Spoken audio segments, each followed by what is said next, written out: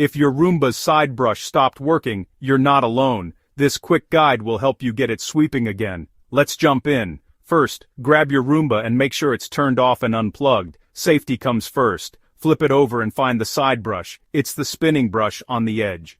Use a small screwdriver to remove the screw holding the side brush. Take the brush off and check for hair, dust, or dirt tangled around it. If you see any, pull it out gently. Now, look at the gear area under the brush. Sometimes, debris gets stuck here too.